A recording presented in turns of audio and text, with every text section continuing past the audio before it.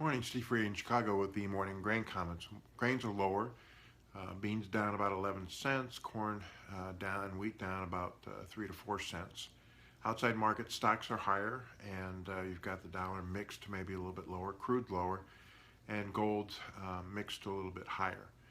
An important week this week. It's hard to put a defined range on corn, soybean complex, and wheat prices this week with so much uncertainty. Um, we get the weekly crop ratings and see how far harvest is along. We'll figure out if there's some improvement in the winter wheat crop condition after some rains last week. And then we have the election tomorrow. We may not know who wins after the polls close. And right now it's getting tighter. And I'm not sure exactly what the markets are trading, but it feels like that the COVID cases increasing could reduce the demand for food and fuel as we go again another stage of lockdown. As far as weather is concerned, it looks like we're going to see some dryness down the road. Parts of maybe west central, southern Brazil, eastern Argentina, which is very La Nina-ish. Russia is getting a few scattered showers right now, but after that it looks dry for at least a week. And the U.S. Southern Plains could see some precip in the eastern sections, but the western is going to be dry and warm. For the Midwest, looks like we're going to start out with temperatures a little bit above normal and precip below normal. The second week might have a few showers that move across the Midwest and cool down temps.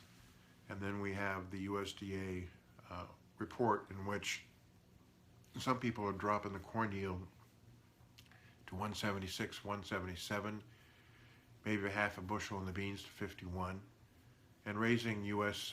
Corn and soybean exports to make the carryout smaller and tighter.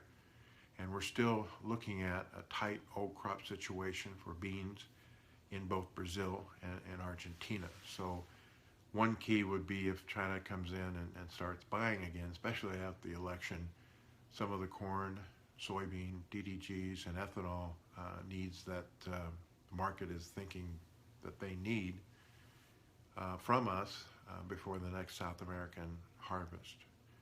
So we broke down below the 1050 area overnight, and nearby beans were below $4 in the December corn. And as far as the wheat market is concerned, December wheat's back below $6 in Chicago and below $5.40 in Kansas City. So any further decline in the wheat market, probably end users should add coverage.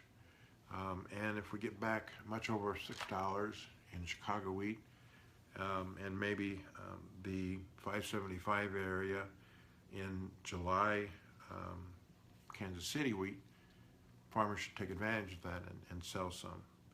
So again, lower trade overnight. Looks like the funds are taking risk off in the grains as we get close to the election and as we see increases in COVID cases. As always, these are my thoughts and not those of ADM or ADM Investor Services. Have a safe and profitable trading day, and please remember to treat people like you yourself would like to be treated.